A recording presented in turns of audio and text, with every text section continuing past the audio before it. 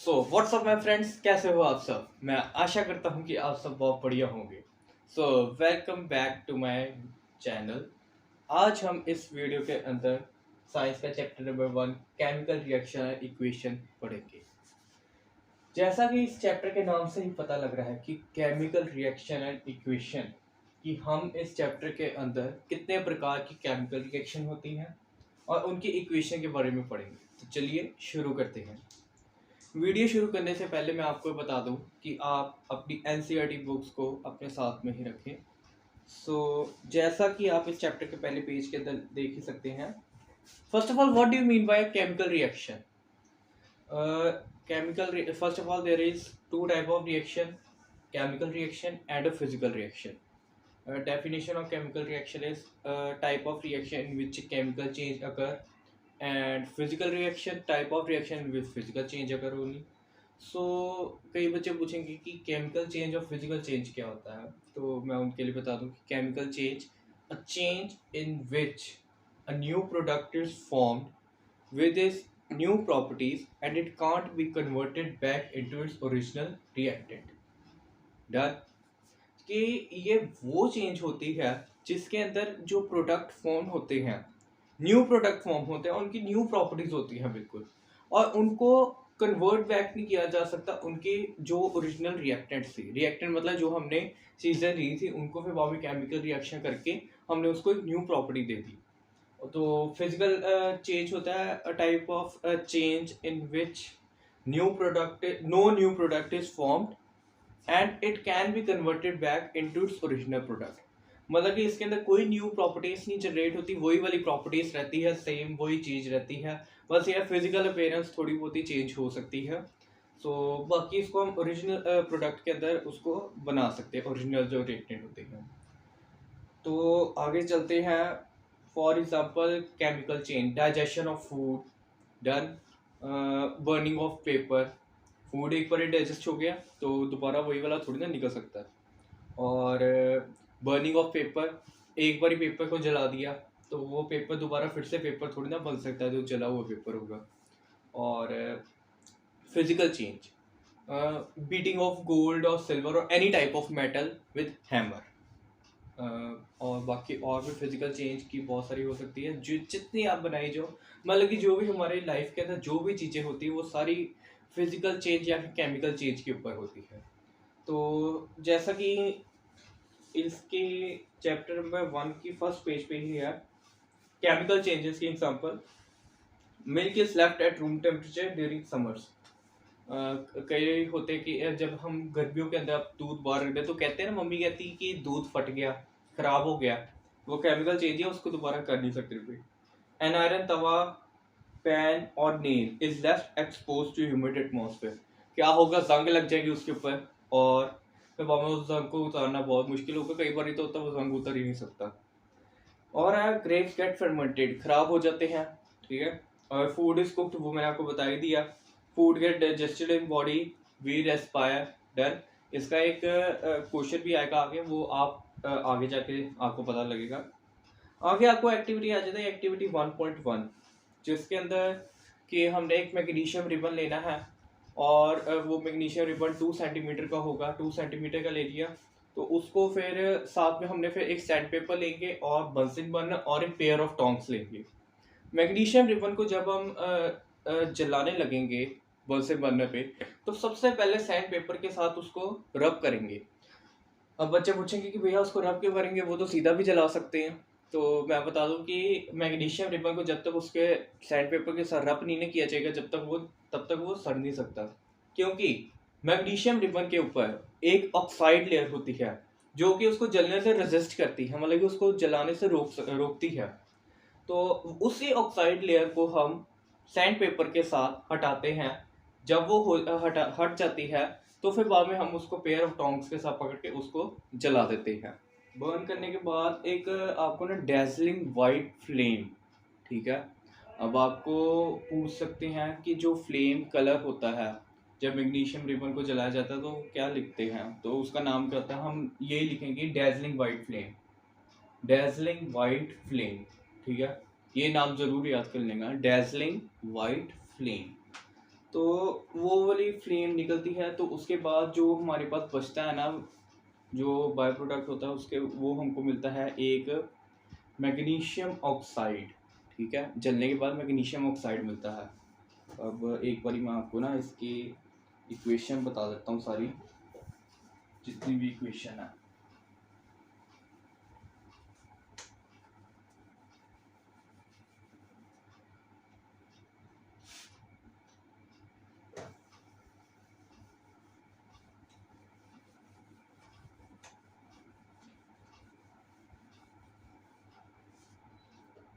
ये देखिए यहाँ पे, जब हमने मैग्नीशियम रिबन लिया, उसका सिंबल तो ये, okay.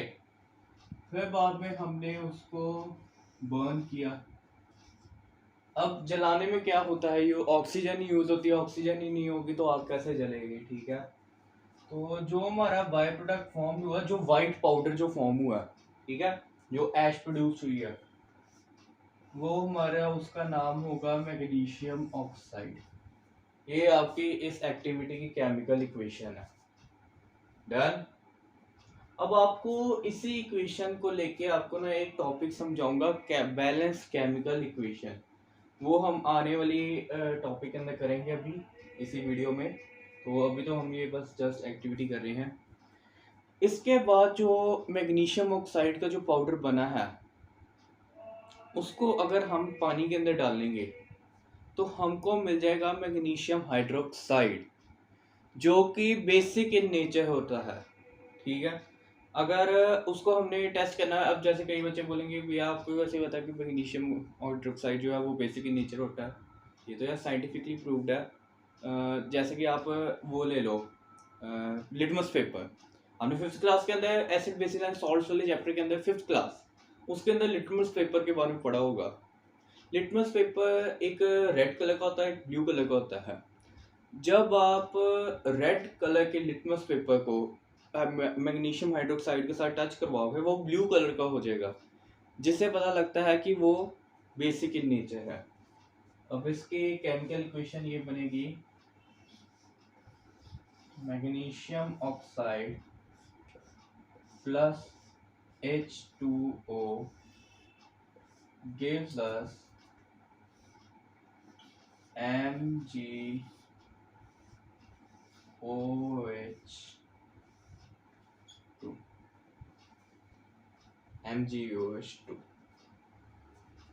Done.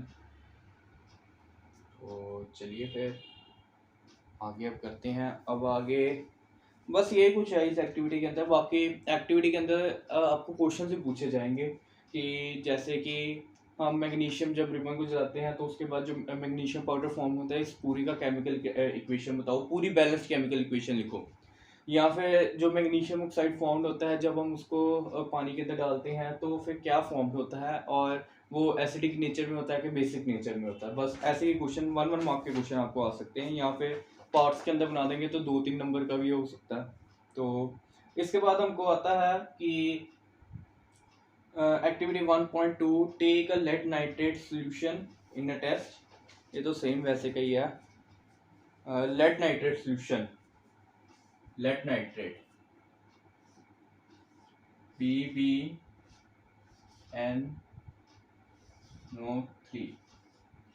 Lead nitrate solution. Done. और उसके बाद लिखा है कि add potassium iodide solution to this. ठीक है जी, हमने पोटेशियम आयोडाइड भी डाल दिया। ठीक है, आगे उन्होंने कहा what do you observe, what do you observe. तो हमने ऑब्जर्व किया कि एक तो हमारे पास लेड आयोडाइड बन गया, और एक हमारे पास बन गया KNO3। अब बच्चे कहेंगे कि भैया आपने ये इक्वेशन कैसे की बनाई। ठीक है, तो ठहरिए ज़रा, आगे आपको टॉपिक आने हैं टाइप्स ऑफ केमिकल रिएक्शन, जिसके अंदर आपको combination reaction, decomposition reaction, displacement reaction, double displacement reaction, oxidation reduction reaction के बारे में पढ़ाया जाएगा।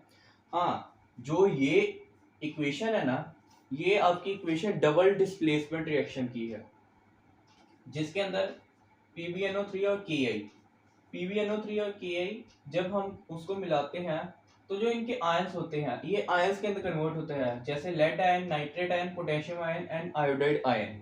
ठीक है, जो लेड आयन होता है वो आयोडाइड आयन के साथ मिलके लेड आयोडाइड बना लेता है, और जो पोटेशियम आयन और नाइट्रेट आयन होते हैं ये दोनों मिलके पोटेशियम नाइट्रेट बना लेते हैं।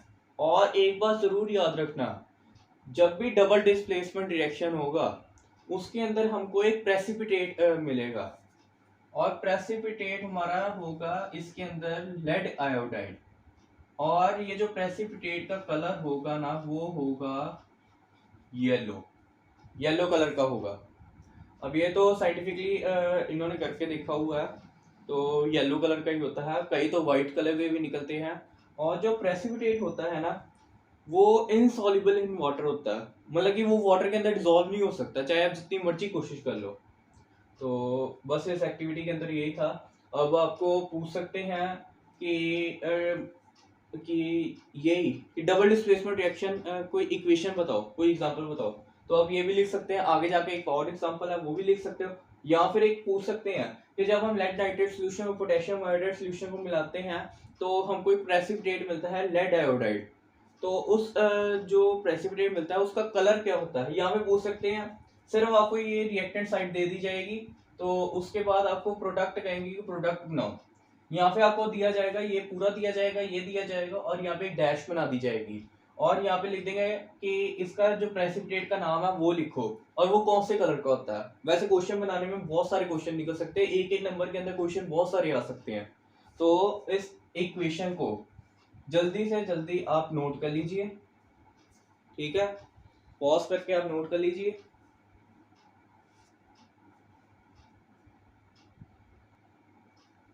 तो चलिए कर लिया नोट, कर लिया, चलिए अब आगे बढ़ते हैं।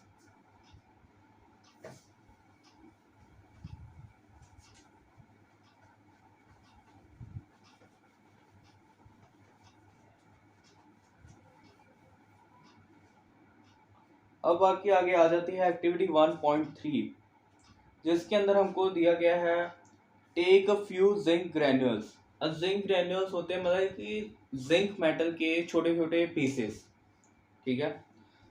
जिंक ग्रैन्यूल तो हम इसका सिंबल तो यही लेंगे Zn, जिंक का सिंबल यही होता है, केमिकल सिंबल याद रखिए।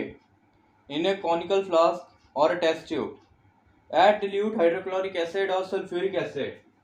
डन। हम हाइड्रोक्लोरिक एसिड नहीं, हम H2SO4 लेंगे, या हमारी मर्जी जो मर्जी लें, आप चाहे HCl ले लो, hydrochloric acid, hydrochloric acid HCl होता है, ठीक है। टू दिस अब हमें बस इतना ही दिया, उसके बाद रिएक्शन हो जाती है, तो ये होगा हमारे पास ZnSO4 plus H2, ZnSO4 plus H2, ZnSO4 आपका है zinc sulphate, zinc sulphide plus hydrogen, ठीक है। तो नोट कर लीजिए, जिंक प्लस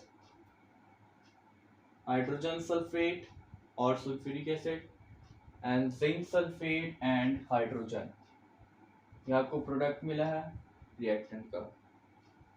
तो अब ये जो रिएक्शन है ना, ये आप ये बताओ किस टाइप की रिएक्शन है, ये आपकी है डिस्प्लेसमेंट रिएक्शन, डिस्प्लेसमेंट रिएक्शन, क्योंकि इसके अंदर सिर्फ एक ही चीज की डिस्प्लेसमेंट हुई है, सिर्फ हाइड्रोजन और जिंक के बीच में डिस्प्लेसमेंट हुई है बस, इसलिए इसको हम डबल डिस्प्लेसमेंट रिएक्शन ही सिर्फ डिस्प्लेसमेंट रिएक्शन कहेंगे। और याद रखिए, डिस्प्लेसमेंट रिएक्शन और डबल डिस्प्लेसमेंट रिएक्शन, सिर्फ डबल डिस्प्लेसमेंट रिएक्शन के अंदर हमको प्रेसिपिटेट मिलता है, डिस्प्लेसमेंट रिएक्शन के अंदर नहीं मिलता। तो अब इसके अंदर जो है ऑब्जर्वेशन हमको मिलेगी कि जो कोनिकल फ्लास्क होगा ना वो उसका टेम्परेचर जो है ना वो इंक्रीज करेगा, मतलब वो गर्म होना स्टार्ट कर देगा। और एक हमको यहाँ पे तो केमिकल इक्वेशन के अंदर भी एक हाइड्रोजन गैस मिल गया, मतलब कि हाइड्रोजन गैस की भी प्रोडक्शन होगी, बस यही दो चेंजेस है। अब आपको क्वेश्चन पूछ सकते हैं कि how can we say that a chemical change has occurred, कि मतलब कि हम कैसे कह सकते हैं कि केमिकल चेंज हो चुका है। तो हम लिख सकते हैं नंबर 1 एवोल्यूशन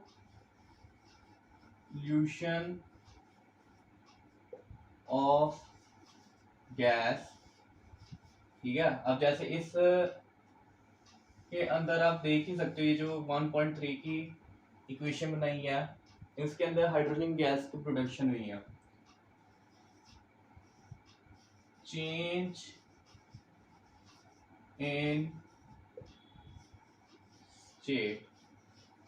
ठीक है, अब कई होते हैं वो उसको सॉलिड से लिक्विड के अंदर भी किया जा सकता है। कई केमिकल चेंज होते हैं वो मतलब कि केमिकल चेंज करने के बाद जैसे कभी सॉलिड होते हैं फिर बाद में वो लिक्विड के अंदर कन्वर्ट हो सकते हैं। और थर्ड आपका होगा इंक्रीज इन टेम्परेचर। और जैसे आप इस इक्वेशन को ही देख लो, इसके अंदर जो कॉनिकल फ्लास्क का टेम्परेचर था वो इंक्रीज कर गया था। Number 4, change in colour. Change in colour. Okay done. तो ये आगे 4 मेन पॉइंट है। वैसे तो ये 3 नंबर में ही आएगा, 5 नंबर का आपको आ नहीं सकता। आगे वैसे और कुछ देख लेते हैं। Evolution of gas, change in state, increase in temperature. यहाँ पे इंक्रीज ना करो यार, इंक्रीज वर्ड ना जचता नहीं है।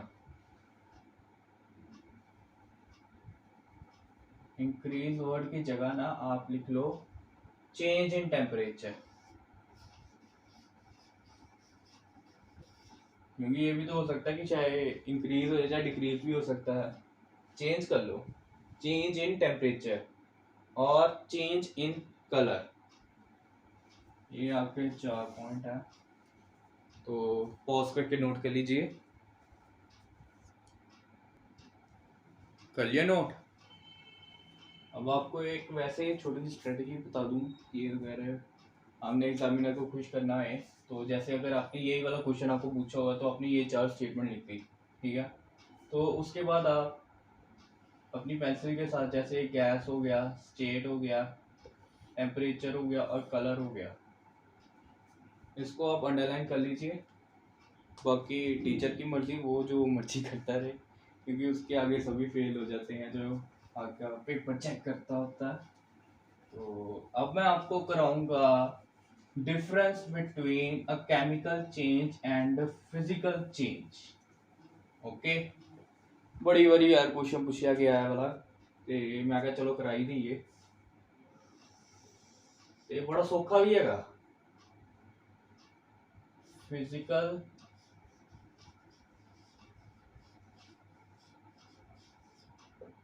चेंज ते chemical. Done.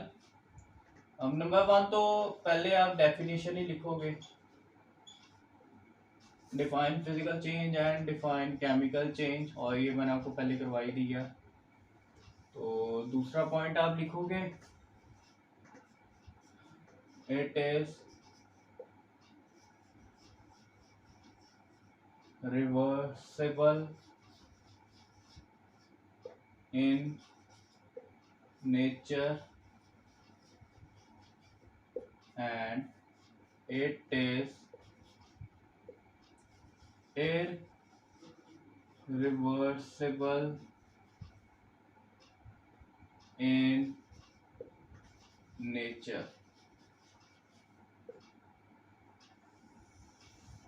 Number 3, it is a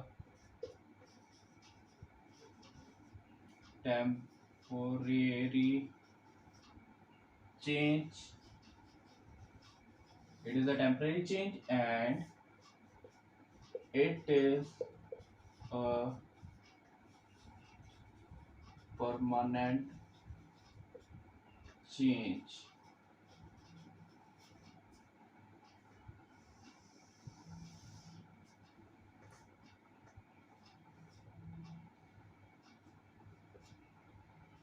In this, there is only change in this there is only change in physical.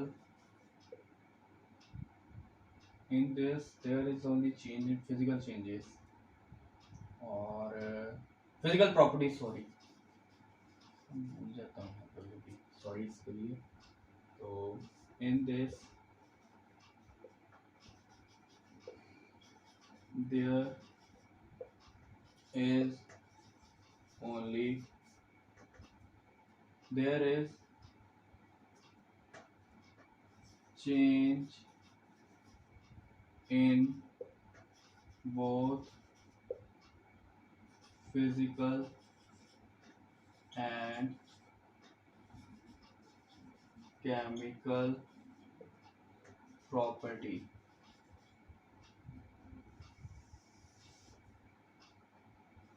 Number 5.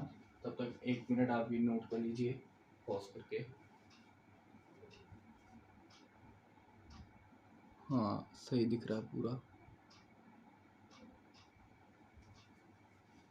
चलिए अब फर्स्ट पॉइंट आएगा no new product. No new product is formed. No new product is formed during the physical change. In a physical change, no new product is formed in a physical change. और इसके अंदर आएगा new products are formed in new products are formed in a physical change. Note कर लीजिए.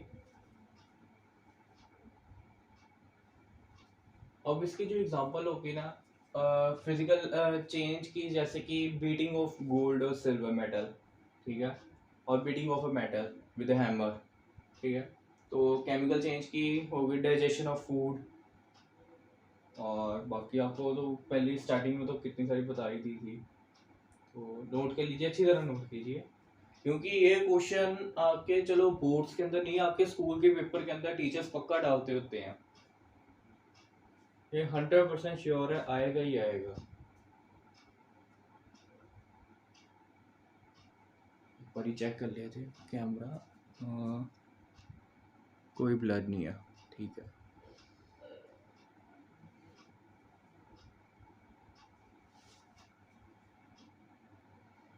इसके अंदर जो main चीज नोट करने वाली है ना, वो है जैसे कि फर्स्ट पॉइंट में तो चलो डेफिनेशन लिखी थी.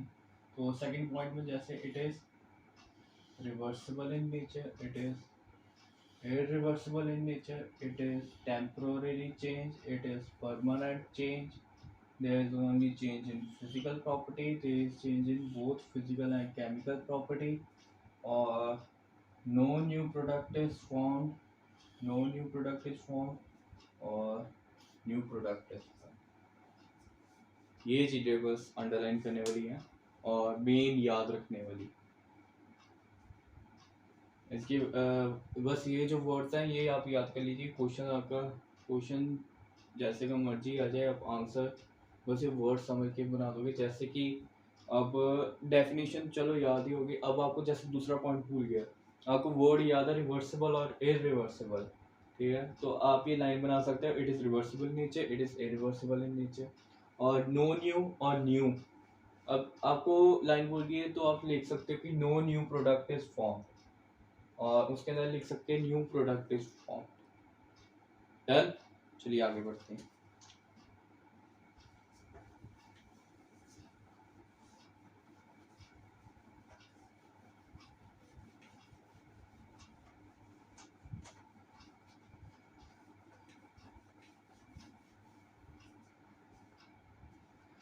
अब आपके आगे आ जाता है ये केमिकल इक्वेशन।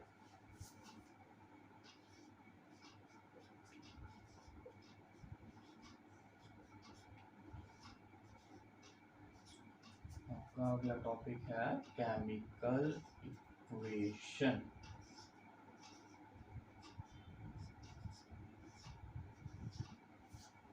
डन। तो केमिकल इक्वेशन, क्या जानते हो आप केमिकल इक्वेशन के बारे में, या इसकी डिफाइन क्या है? तो मैं बताने लगा हूँ। Chemical equation, it is the symbolic representation of reactant and product which are used in a chemical reaction, या फिर आप ये कह सकते हैं it is the symbolic representation of a chemical reaction and the reactants used in that reaction and the product which are formed in that reaction। ये definition है, ठीक है। तो इसको हम वर्ड फॉर्म में जैसे कि लिख सकते जैसे जैसे कि डेफिनेशन से पता लग रहा है सिंबॉलिक रिप्रेजेंटेशन। अब आपके यहाँ पे जैसे मैंने आपको लिख दिया magnesium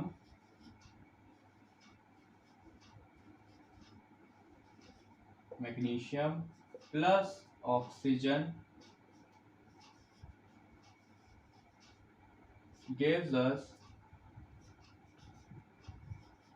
magnesium oxide. Magnesium plus oxygen gives अस मैग्नीशियम ऑक्साइड। ये वर्ड फॉर्म इक्वेशन है, ये वर्ड फॉर्म में है।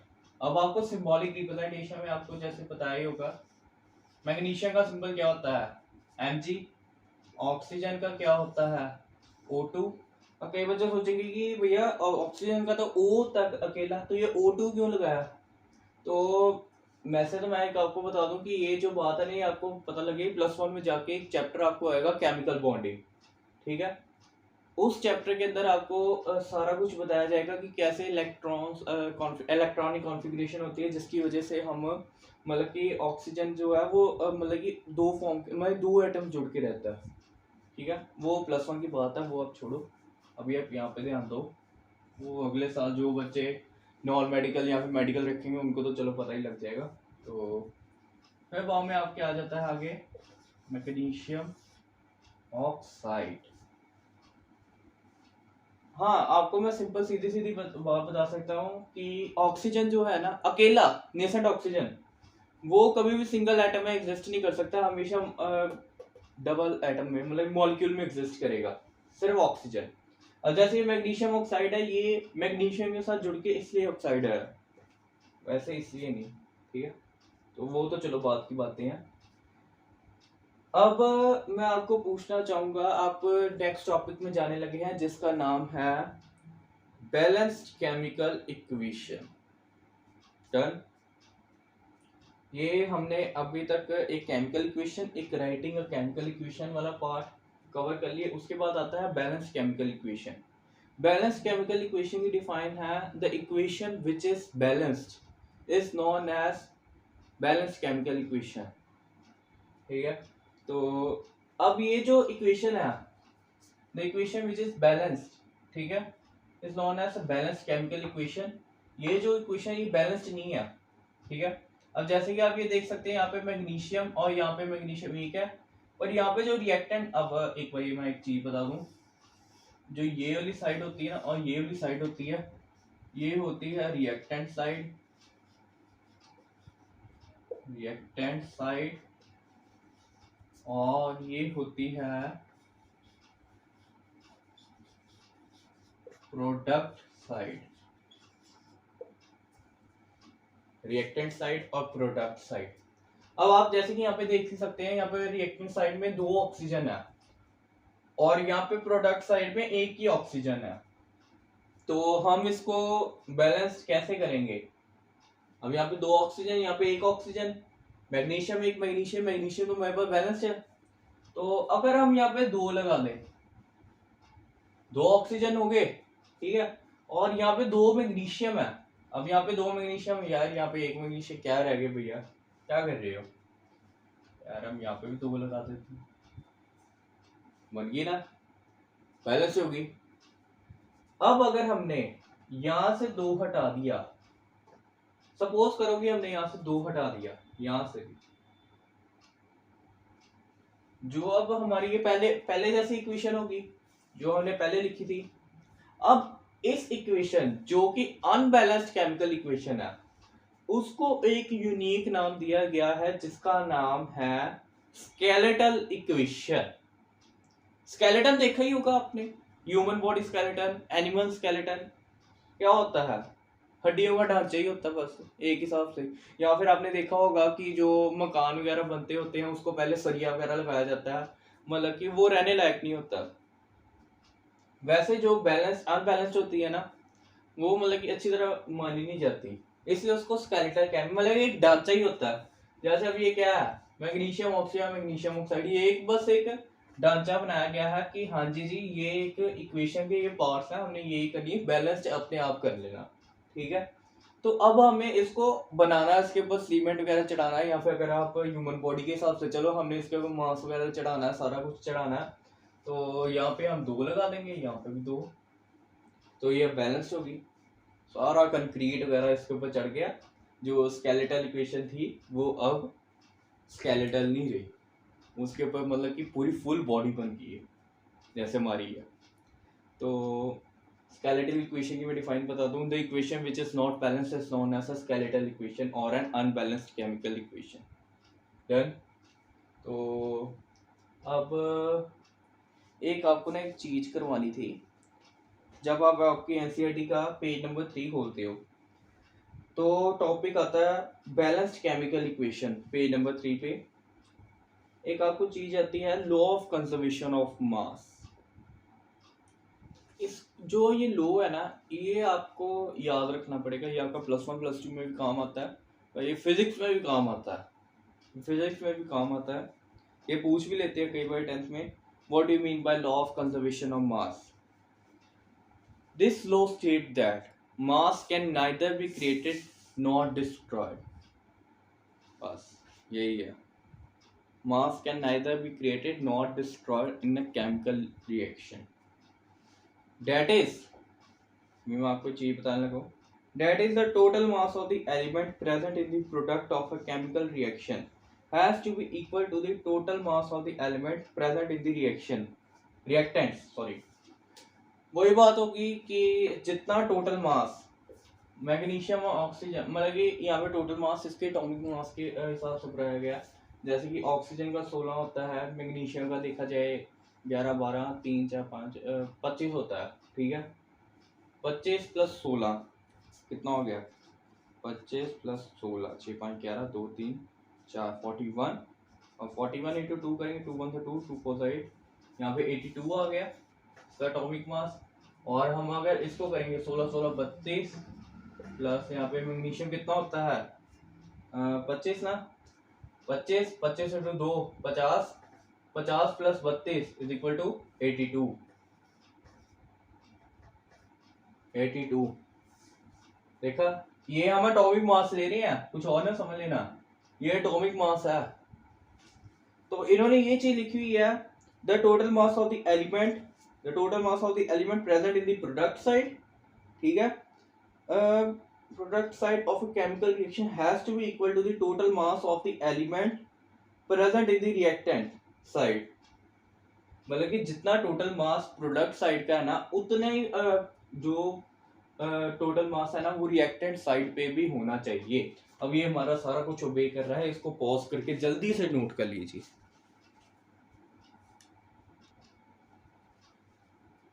कर लिया नोट? चलिए मैं इसको रेज करता हूँ।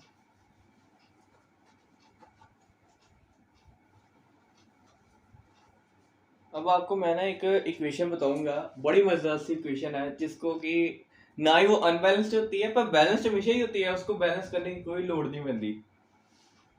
देखो ये आपकी एक्टिविटी 1.3 में मैंने आपको भी करवाई थी, तो ये देखिए अब आपको याद भी आ जाएगी, जिंक प्लस सल्फ्यूरिक एसिड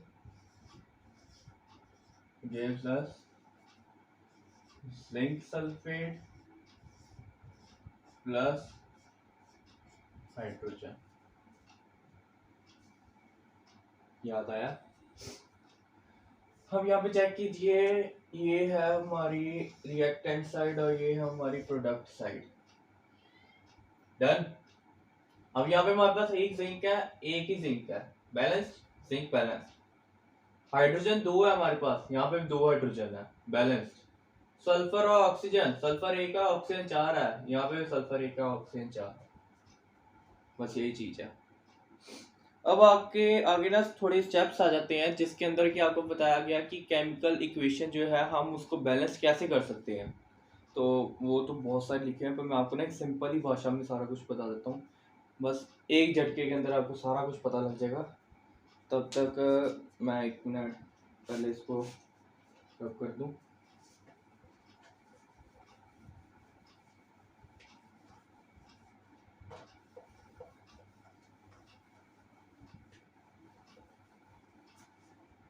ये देखिए, अब जैसे कि हम एक रिएक्शन ले लेते हैं, एनसीईआरटी में ही है। Iron plus water gives us Fe3O4 plus H2O. Fe3O4 plus H2, no, H2 hydrogen. ठीक है। Iron plus water gives us iron oxide plus hydrogen gas. Done. अब हमें जब भी कोई केमिकल इक्वेशन दी है ना, आपको लगता है यार ये तो अनबैलेंस्ड है, तो कुछ भी ना देखिए, बस आप एक टेबल बना लीजिए। और वो टेबल क्या है, ये। और ये रफ के अंदर बनाया करते हैं, वैसे नहीं। और आपने ना सारे एलिमेंट देख लेने हैं कि हमारे पास एलिमेंट कौन कौन से दिए है इक्वेशन के अंदर। अब जैसे कि हमें यहाँ पे 1 2 3 एलिमेंट दिए हैं, आयरन, हाइड्रोजन और ऑक्सीजन। हमने 3 पार्ट बनाने हैं, ये LHS और ये RHS। LHS होगी आपकी लेफ्ट हैंड साइड और RHS होगी राइट हैंड साइड। आपने मैथ्स के अंदर पढ़ा होगा, पर हम ये यहाँ पे यूज कर रहे हैं। जो LHS है वो आपकी रिएक्टेंट साइड है और जो आपकी RHS है वो आपकी है प्रोडक्ट साइड। डन। तो आपके पास आयरन कितने हैं रिएक्टेंट साइड पे? वो है 1, और प्रोडक्ट साइड पे 3। और अब आ गया हाइड्रोजन, हाइड्रोजन कितने हैं? 2, वहां पे भी 2। ये तो चलो यार बैलेंस हो गया। तो आपके पास ऑक्सीजन कितनी है रिएक्टेंट साइड पे? आपके पास एक ही ऑक्सीजन। चलो भाई आप क्या करें, तो करना तो पड़ेगा यार। तो यहाँ पे है 4। डन। अब हमारे पास सिर्फ एक हाइड्रोजन ही है जो कि बैलेंस्ड है, तो अब हमें आयरन और ऑक्सीजन को करना पड़ेगा। तो चलिए फिर करते हैं। अब अगर मैं इसको 3 के साथ मल्टीप्लाई कर दूं तो ये 3 आ जाएगा। हम यहाँ पे भी 3 लगा देते हैं, तो हमारा आयरन और हाइड्रोजन जो है वो हमारा बैलेंस हो चुका है। अब हमें बैलेंस करने की जरूरत है सिर्फ और सिर्फ ऑक्सीजन। चलिए फिर ठीक है। अगर हम ऑक्सीजन को 4 के साथ मल्टीप्लाई कर देते हैं, वो भी रिएक्टेंट साइड वाली, तो हमें फिर यहाँ पे भी 4 लगाना पड़ जाएगा। पर एक चीज देखिए, इस वाले ऑक्सीजन के तो 4 4 हो गए यार, पर इसके अंदर एक हाइड्रोजन भी आ जाता है जिसको 4 into 2 करेंगे वो 8 हो जाएगा। अगर हम इसको भी फिर करना पड़ेगा तो ये हो गया 8। तो चलो भाई भैया, अब यहाँ पे हमारे पास आयरन, आयरन तो चलो हो ही गया है। अब आयरन और ऑक्सीजन को बैलेंस करने के चक्कर में हाइड्रोजन जो है वो अनबैलेंस हो गया है। तो अब हम क्या करेंगे, 2 4 8 हो गया। हम प्रोडक्ट साइड पे भी 4 के साथ मल्टीप्लाई कर देते हैं, तो चलो भैया ये भी हो गया। अब ये जो हमारी केमिकल इक्वेशन बनती है, मैं इसको यहाँ पे साइड पे लिख देता हूँ सुंदर सुंदर, ताकि आप नोट कर सके। 3 times of iron plus 4 times of water gives us Fe3O4 plus 4 times of hydrogen. और ये आपकी एक केमिकल इक्वेशन सुंदर सी बन के बैलेंस्ड होके आ चुकी है। तो चलिए फिर पॉज करके नोट कर लीजिए। चलिए जी, कर लिए नोट। अब मैं आपको कुछ बताऊंगा सिंबल्स के बारे में जो कि हम यूज करते हैं केमिकल इक्वेशन के अंदर, जिसके साथ ही हम एक केमिकल इक्वेशन को एक सुंदर सा स्वरूप दे सकते हैं। बच्चे सोच रहे होंगे भैया शुद्ध हिंदी का प्रयोग क्यों किया जा रहा है, तो यार हो ही जाता है कभी कभी। तो चलिए छोड़िए।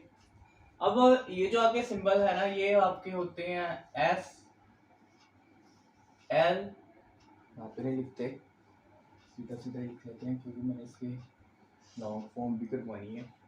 एस एल जी ए क्यू, और ये आपका एक डेल्टा होता है, डेल और डेल्टा। ठीक है, आपकी एनसीईआरटी में भी एल ई क्यू। ठीक,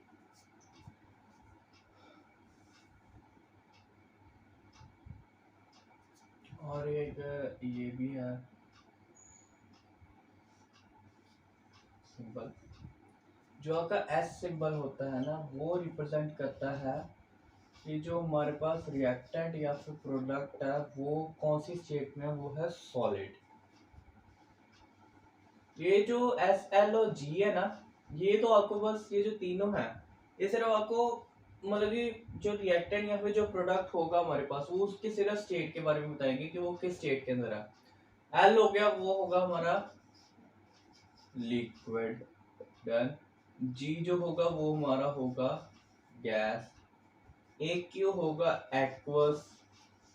एक्वस बोले तो कोई भी सॉलिड स्टेट को जब हम लिक्विड के अंदर डाल दें, जैसे कि हम सॉल्ट लें, सॉल्ट को हम अगर पानी के अंदर डाल दिया जाए तो जो सॉल्ट सोल्यूशन बनेगा वो होगा एक एक्वस सोल्यूशन।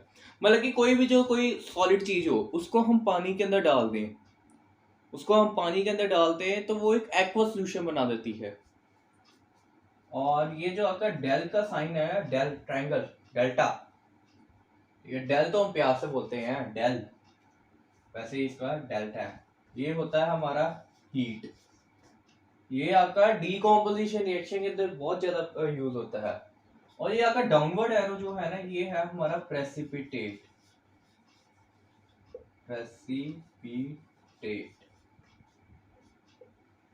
प्रेसिपिटेट ठीक है, नोट कर लीजिए। नोट कर लिया? चलिए अब आपको एक बैलेंस केमिकल इक्वेशन बताता हूँ, उसके अंदर बताता हूँ कि ये कैसे हम इसको लिख सकते हैं।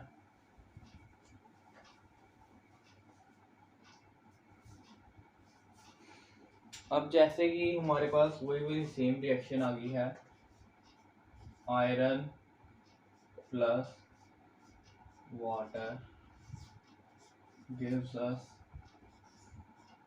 Iron oxide plus hydrogen gas. तो अब हमारे पास जैसे कि हमने इसको पहले से ही बैलेंस किया हुआ था,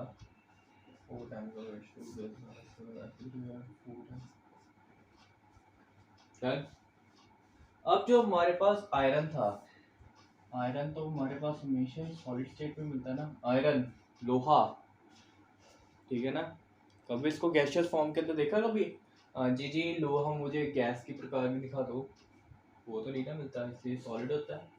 जो हमारे पास हाइड्रोजन होगा वो सॉरी वाटर, वो हमारे पास गैसियस स्टेट में होगा। जो वाटर होता है ना वो तीनों प्रकार के अंदर हमको मिलता है, सॉलिड, लिक्विड एंड गैस, ठीक है।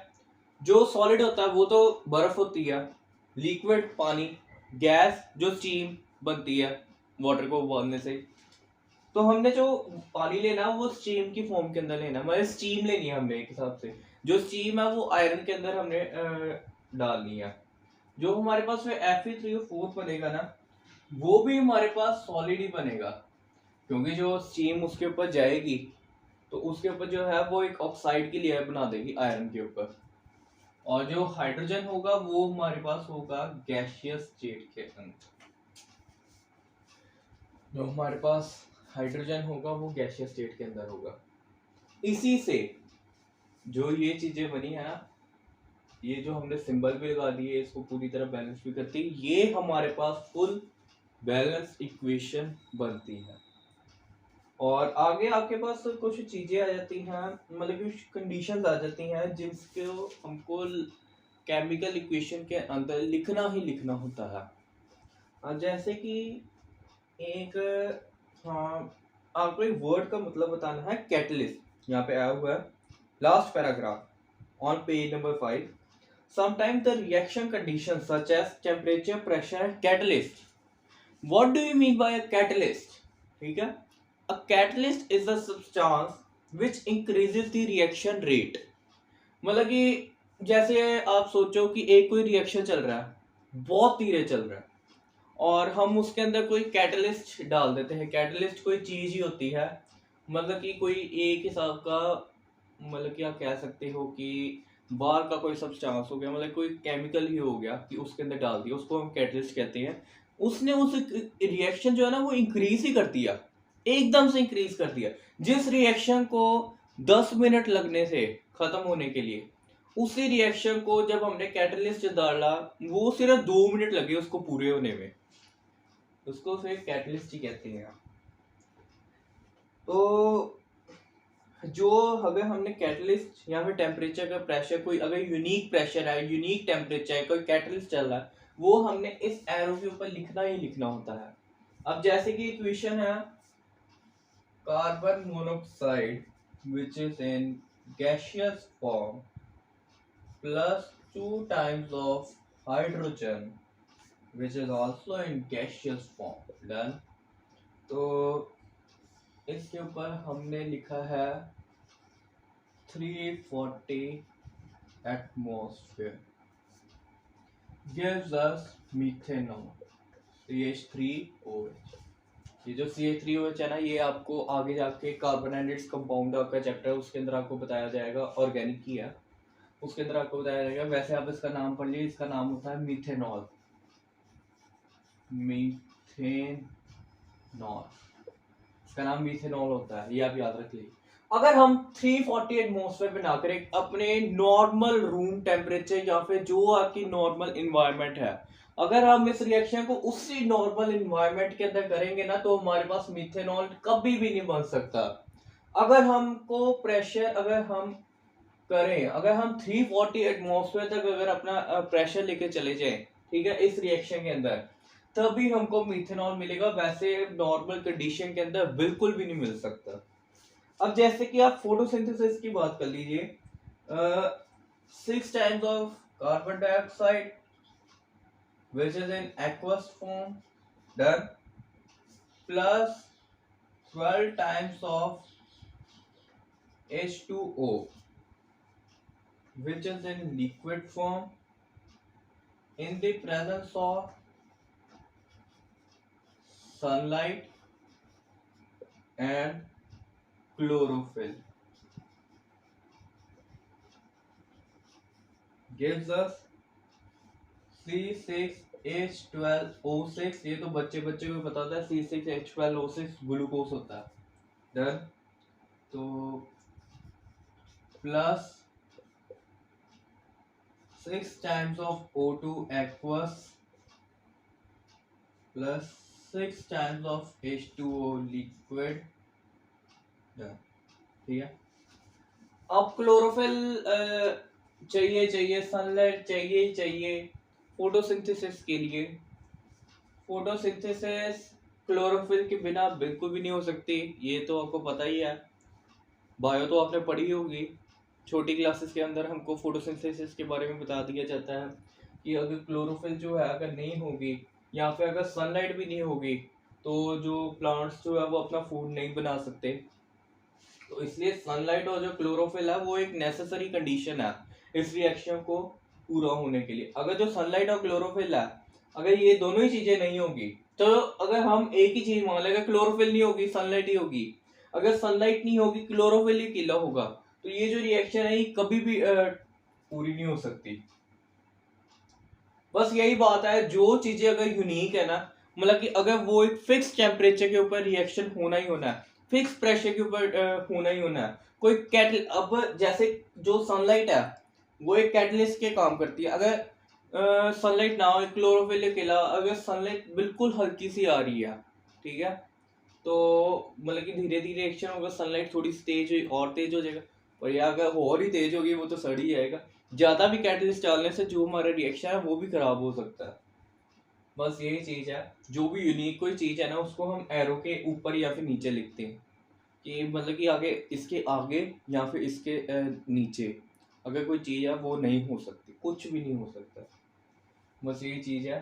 तो इसके बाद आपके सिर्फ क्वेश्चन दिए हैं, तो तब तक के लिए नोट कर लीजिए, इसके बाद हम क्वेश्चंस करेंगे। ये तो आ ही नहीं रहा, सॉरी बच्चों, ये ब्लर आ रहा था अभी, तो मुझे है कि अब आपको शायद दिख गया होगा, तो नोट कर लीजिए जल्दी से, इसके बाद हम क्वेश्चंस करेंगे। तो बच्चों कर लिए नोट? चलिए अब क्वेश्चंस करते हैं।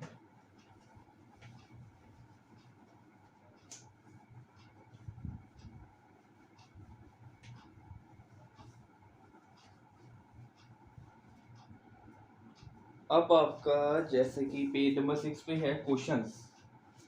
Why should magnesium ribbon be clean before burning in air? ये मैं आपको एक्सरसाइज से मतलब जो एक्टिविटी है करवाने से पहले करवा दिया था, कि उसके अंदर ही करवा दिया था, सॉरी यार, जल्दबाजी में हो ही जाता है।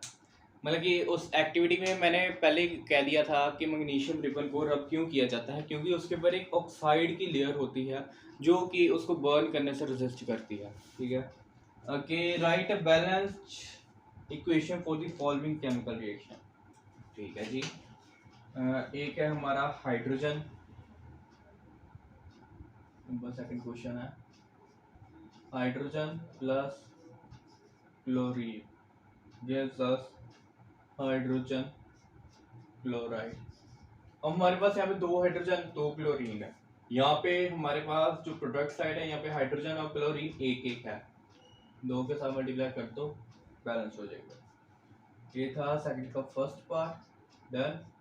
अब सेकंड का दूसरा पार्ट, बेरियम क्लोराइड, बी ए 1 मिनट, ये जो आपका है ना बेरियम क्लोराइड, ठीक है, BaCl3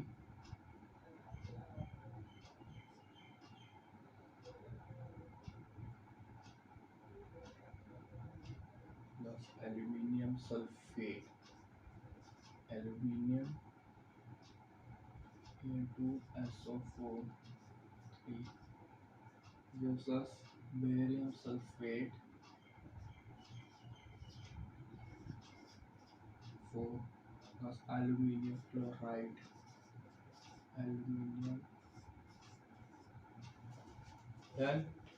अब यहाँ पे हमारे पास कितने एलिमेंट है, 1 2 3 4 5, 5 एलिमेंट। अब यार यहाँ पे मैं ना ये टेबल बना रहा हूँ, PaCl ElSO, डन। ये LHS हो गया आपका, ये RHS हो गया, बेरियम हमारे पास एक एक है, ठीक है। एल्यूमिनियम हमारे पास दो है, दो और यहाँ पे पर एक है, और सल्फर हमारे पास है, क्लोरीन रह गया, 3 क्लोरीन है, 3 ही वहाँ पे भी क्लोरीन है, जो हमारे पास सल्फर है वो भी 3 है, और यहाँ पे एक है। ऑक्सीजन हमारे पास यहाँ पे 12 है, और वहाँ पे हमारे पास 4 है, ठीक है। तो अगर तो हम बेरियम सल्फर और ऑक्सीजन है, यहाँ पे भी 3 के साथ मल्टीप्लाई करें, यहाँ पे भी 3 के साथ मल्टीप्लाई करें, और यहाँ पे भी 3 के साथ मल्टीप्लाई करें, 3 3 और 3, और एक यहाँ पे भी 3 के साथ मल्टीप्लाई करें, 3। हमारे पास बेरियम सल्फर और ऑक्सीजन जो है वो तो बैलेंस्ड हो गया, done. 3 times of BaCl3, 3 times of BaSO। Okay, अब हमारे पास जो यहाँ पे क्लोरीन है, 3 3 का यहाँ पे 3 बारी मल्टीप्लाई हो गया, 3 3 का 9 हो गया। डन। तो अब हमारे पास यहाँ पे 3 है, ठीक है। तो अगर हम इसको 3 के साथ मल्टीप्लाई करते तो 9 आ जाएगा। तो ये आ गया जी। चलो अब ये वाले के साथ 3 आ गया हुआ, ठीक है। और हमारे पास अब सिर्फ एल्यूमिनियम रह गया। वहाँ पे हमारे पास 2 एल्यूमिनियम है, यहाँ पे 3 है। और अगर हम इसको, थोड़ा सा गलत हो गया, 1 मिनट में चेक करने दो। BaCl3, BaCl3, ओ सॉरी, ये ना BaCl2 आना ही, BaCl2 आना था ये, BaCl2। ओके, करके करना पड़ेगा फिर से।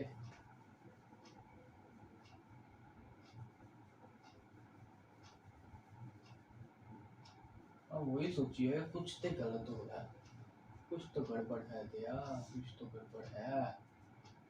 अब इसको भी मिटा दो और इसको भी और इसको भी, ठीक है।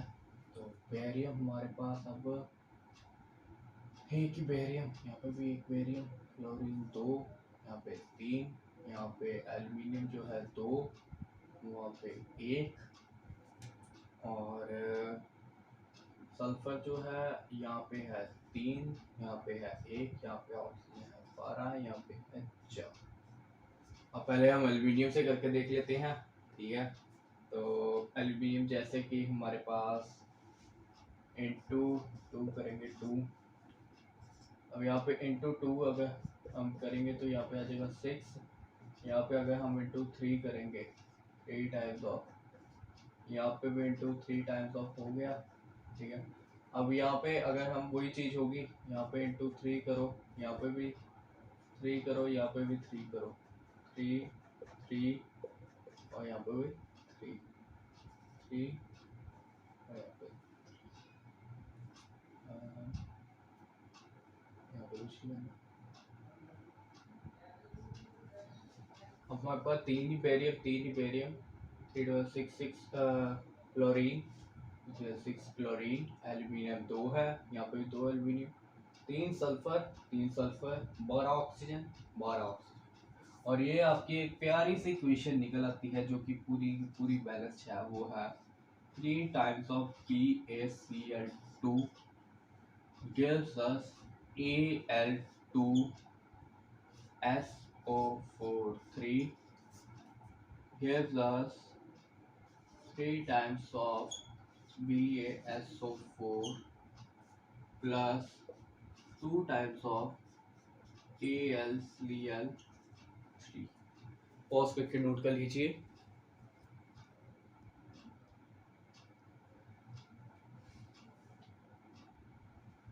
कर लिया नोट? चलिए अब आगे बढ़ते हैं।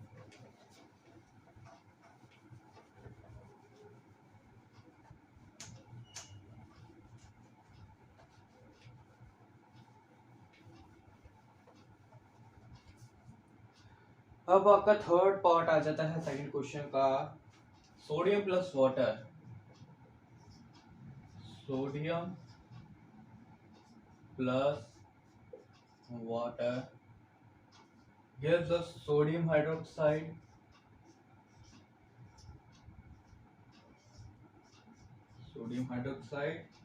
and plus hydrogen gas, okay? Plus sodium hydroxide plus hydrogen। तो अब हमारे पास यहाँ पे एक सोडियम, एक ही ऑक्सीजन, और यहाँ पे 3 हाइड्रोजन है, और यहाँ पे 2 है। टेबल बना लेते हैं।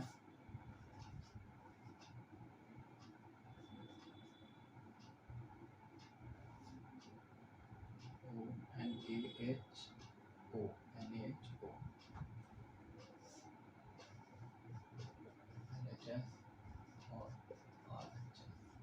एक ही सोडियम एक एक, यहाँ पे हाइड्रोजन कितने हैं 2, यहाँ पे कितने हैं 2 और 1 3, यहाँ पे ऑक्सीजन कितने हैं 1 और 1। ठीक है।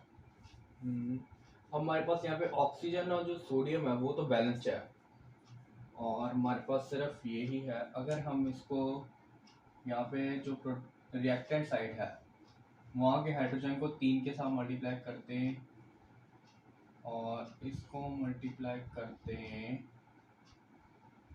2 के साथ, ठीक है। तो हमको जो मिलेगा कौन सा वाला, मैं कौन सा कहना चाहता हूँ, मैं कहना चाहता हूँ ये वाला, ये वाला। पर अगर हम इसको 6 के साथ करेंगे, इसको 2 के साथ कर दिया, और यहाँ पे तो बस 2 2 4, यहाँ पे 3 के साथ करेंगे, करके देखते हैं एक बारी। इसको 3 के साथ किया ना, 3, वहाँ पे 2, यहाँ पे भी 2 लगा देते हैं, 2 और यहाँ पे भी 2 बैलेंस्ड, और यहाँ पे ऑक्सीजन कितना आया था 3, और यहाँ पे कितना आया था 2। डन। अब हमारे पास जो है वो ऑक्सीजन का हो गया है, ऑक्सीजन की कमी हो गई है। 3 और 2 कैसे करेंगे यार, सोचिए। 3 और 2,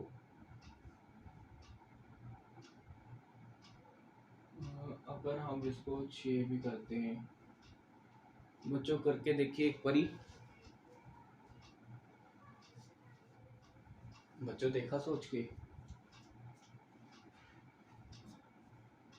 और ये फिर से इरेज करके ऐसे क्यों कर रही है, ये बहुत इजी सा है। 1 मिनट बस, जस्ट थोड़ा सा पेपर ही टाइम लग ही जाता होता है। अब जैसे कि ये आप काट दीजिए LHS और RHS, सोडियम हाइड्रोजन और ऑक्सीजन। अब कितने हैं, एक सोडियम हाइड्रोजन यहाँ पे 2, वहाँ पे 3, और यहाँ पे ऑक्सीजन जो है वो हो गया 1 और 1। अब अगर एक चीज़ मैंने सोची है, याद आया मुझे, थोड़ा थोड़ा याद आ रहा है, जैसे कि अगर हम इसको 2 के साथ 2 टाइम्स ऑफ सोडियम करते हैं, और यहाँ पे भी अगर हम 2 टाइम्स करते हैं, तो क्योंकि यहाँ पे 2 हाइड्रोजन 4, यहाँ पे 2 टू द 4 हो गया, 2 times of oxygen 2 times of oxygen, और यहाँ पे 2 times of sodium 2 times of sodium. तो ये हमारी इक्वेशन बैलेंस्ड है। तो इसको अगर हम 2 के साथ इक्वल 2 इंटू 2 इक्वल 2, तो ये कुछ वैसे करने की जरूरत नहीं, तो हमारी यहाँ पे इक्वेशन आ जाती है 2 times of Na plus 2 times of H2O gives us 2 times of NaOH plus H2। कई बार ऐसे कि छोटी सी दिखती होती है इक्वेशन, पर बहुत ही ज़्यादा काम खराब कर देती है। तो इसको ज़रा पॉज करके नोट कर लीजिए। कर लिया नोट? चलिए अब मैं रेज करता हूँ।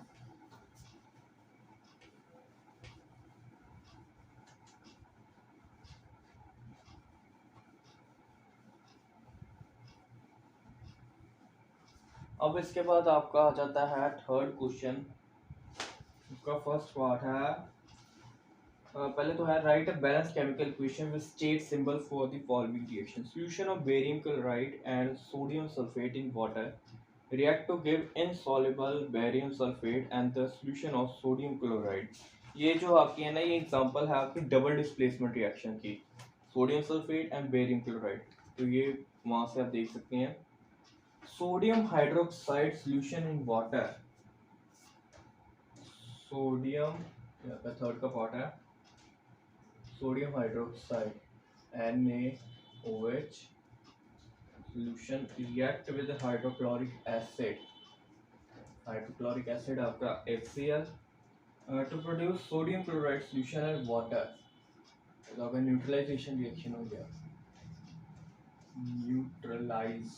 Neutral plus H2O done. जो कुछ तो हमको लिख के दिया हुआ था वो तो हमने कर दिया, अब हमने बस बैलेंस करना है।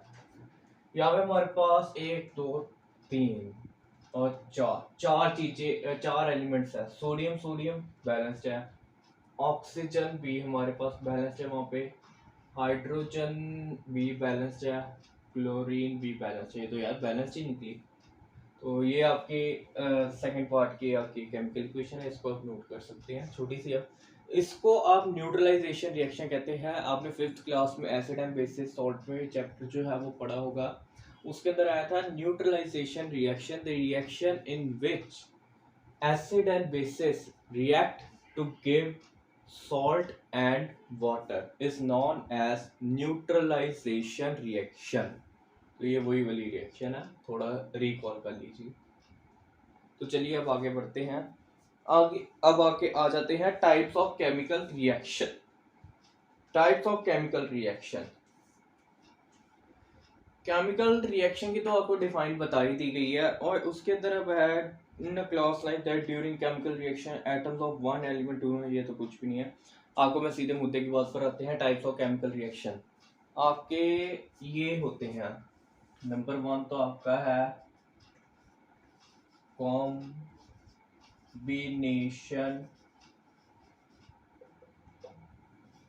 Reaction. Number 2 displacement reaction. Number 3 double displacement reaction. Number 4 decomposition reaction। Number 5 redox reaction. यहाँ पे 5 तरह के रिएक्शन होते हैं, इसको नोट कर लीजिए। तो बाद में इसके बाद मैं आपको इसकी डेफिनेशन बताता हूँ। तो कर लिया नोट, अब मैं इसको डेफिनेशन बताता हूँ। पहले तो आ जाती है आपकी कॉम्बिनेशन रिएक्शन।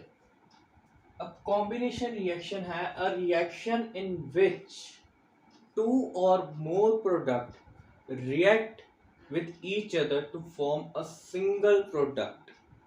ठीक है, a reaction in which 2 or more reactant react with each other to form a single product is known as combination reaction। आगे आके आती है displacement reaction, a reaction in which a single molecule is displaced, an atom in a molecule is displaced by another atom is known as displacement reaction। Double displacement reaction, a reaction in which two ions react simultaneously with each other is known as double displacement reaction। Decomposition reaction, the reaction in which a single product is heated to give a simpler substance, माने 2 or more simpler substance। ठीक है। अगर redox reaction, reaction in which oxidation and reduction take place simultaneously। अब इसके अंदर आपको पता है ऑक्सीडेशन और रिडक्शन क्या होता है। ऑक्सीडेशन का मतलब है the reaction that involves gain of oxygen or loss of hydrogen, और रिडक्शन है the reaction in which occur gain of hydrogen and loss of oxygen, vice versa ही है, वह एक का उलट दूसरे का उलट। तो अब आपको आगे इसका एक केमिकल इक्वेशन बताते हैं कॉम्बिनेशन रिएक्शन का, जो कि एक एक्टिविटी है आपकी 1.4। एक्टिविटी 1.4 में आपके पास एक कैल्शियम ऑक्साइड आपको रिएक्टेंट दिया गया है जो कि सॉलिड स्टेट में है, जिसको हम क्विक लाइन के नाम से भी जानते हैं। Quick line. जब हम इसको पानी के अंदर डालेंगे तो ये हमको मिलेगा कैल्शियम हाइड्रोक्साइड, जिसको हम स्लेट लाइन के नाम से भी जानते हैं। Slaked lime aqueous. ठीक है, ये है आपका कॉम्बिनेशन रिएक्शन। अब इसी रिएक्शन के अंदर जब आपका कैल्शियम हाइड्रोक्साइड प्रोड्यूस हो रहा होगा ना, तभी जो है आपका जो यहाँ पे अगर आपने जिस भी बीकर के अंदर किया होगा उसका जो बीकर का जो टेम्परेचर होगा ना वो इंक्रीज करता जाएगा, मतलब कि एनर्जी रिलीज हो रही है, टेम्परेचर इंक्रीज हो रहा है। The reaction in which energy is evolved is known as endothermic reaction. Reaction in which energy is evolved is known as exothermic reaction। अब मैं बोल रहा था एंडोथर्मिक शब्द बोल रहा था एक, अब उसकी भी डेफिनेशन सुन लो। The reaction which require energy for the formation of product is known as endothermic reaction. Exothermic में क्या होता था कि जब भी आपका प्रोडक्ट फॉर्म हो चुका है तो जो एनर्जी है वो रिलीज होती है, और एंडोथर्मिक में प्रोडक्ट को फॉर्म करने के लिए हमको एनर्जी चाहिए होती है। तो बस यही दो चीजें हैं। तो इसके बाद आपकी एक रिएक्शन है जब भी कैल्शियम हाइड्रोक्साइड जो होती है वाइट वॉश के काम आती है, और जब कैल्शियम हाइड्रोक्साइड कार्बन डाइऑक्साइड के साथ रिएक्ट करती है तो कैल्शियम कार्बोनेट बनता है, और कैल्शियम कार्बोनेट होता है वो बहुत ही शाइनी सब्सटेंस, और जो मार्बल का फॉर्मूला वो कैल्शियम कार्बोनेट ही होता है। और ये आपको रिएक्शन भी बता देता हूँ, ये बहुत ही ज़्यादा इम्पोर्टेंट होता है। CaOH2 plus CO2 gives us CaCO3 plus H2। ये आपका ये रिएक्शन है, ये जो कि बहुत ही ज़्यादा इम्पोर्टेंट है। बस अब आपको इसके अंदर यही है कि एंडोथर्मिक और एक्सोथर्मिक का भी मैंने आपको बता चुका हूँ, और इसके अंदर बस एक्सोथर्मिक के आप एग्जांपल दे सकते हैं, जैसे बर्निंग ऑफ नेचुरल गैस जैसे कि CH4 plus 2 times of oxygen gives us CO2 plus 2H2O, या कि एक्सोथर्मिक रिएक्शन है। ठीक है, और आगे आपका एक क्वेश्चन आता है, do you know that respiration is an exothermic process? Yes, respiration is an exothermic process because during digestion food is broken down. ये जो लाइन है पेज नंबर 7 पे, ये जो सेकंड क्वेश्चन है ना, do you know that respiration is an exothermic process, ये आपको देख सकते हो। तो इसके जब दूसरी लाइन में आओगे, during digestion food is broken down, ये मैं आपको इसका आंसर बता रहा हूँ। Food is broken down into simpler substances. For example, rice, potato, bread contain carbohydrate. These carbohydrates are broken down to form glucose. These glucose combine with oxygen in the cells of our body and provides energy. The special name of reaction is respiration. तो बस यहाँ तक respiration तक, बस यही इसका answer है। और आगे आपका बस कॉम्बिनेशन रिएक्शन जो है वो खत्म। आगे आपका एनसीईआरटी के हिसाब से आ जाता है डीकॉम्पोजिशन रिएक्शन। ठीक है, तो ये अब आप पॉज करके ये जो रिएक्शंस है ये नोट कर लीजिए, जो कि बहुत इंपॉर्टेंट है, नोट कर लीजिए। वैसे तो एनसीईआरटी में भी आपको दी हुई है, आप वहाँ से भी देख सकते हैं। चलो हो गया। अब मैं आपको बताता हूँ डीकॉम्पोजिशन रिएक्शन के बारे में। डीकॉम्पोजिशन रिएक्शन की तो चलो आपको डेफिनेशंस बता ही दी हैं। अब जो डीकॉम्पोजिशन रिएक्शन होते हैं ना वो 3 प्रकार के होते हैं। डीकॉम्पोजिशन रिएक्शन जो कि रिएक्शन विच रिक्वायर्स, वैसे तो आप यहाँ पे देख भी सकते हैं, ये जो आपका एक्टिविटी 1.6 के ऊपर जो लास्ट लाइन है, when decomposition reaction carried out by heating is known as thermal decomposition, या कि थर्मल डीकंपोजिशन की डिफाइन होगी। आगे आपका आता है electrolytic decomposition, the decomposition reaction which is carried out with the help of electricity is known as electrolytic decomposition। आगे आता है photolytic decomposition, the decomposition reaction which is carried out with the help of sunlight is known as photolytic decomposition reaction। अब आगे आप ये वैसे तो activity आप ये कर लेना, मैं आपको सिर्फ इसकी क्या कहते हैं एग्जांपल वगैरह करवाने लगा हूँ जो रिएक्शन आपको दी है। ये जैसे कि है 2 टाइम्स ऑफ FeSO4, ठीक है, विच इज व्हेन हीटेड, ये मैं डेल्टा साइन डाल रहा हूँ, ये मैं आपको पहले बता ही चुका हूँ क्या होता है, gives us Fe2O3 plus SO2 plus SO3। Definition के हिसाब से एक ही जब रिएक्टेंट होता है, अगर हम उसको हीट करते हैं तो 2 और मोर सिंपलर प्रोडक्ट्स हमको मिल जाते हैं। तो यहाँ पे तो आपका लिखा हुआ this is a decomposed ferrous sulphate crystal lose water when heated and the colour of the crystal changes, it then decomposition to ferric oxide, sulphur dioxide, sulphur trioxide. Ferric oxide is solid while SO2 and SO3 are gaseous.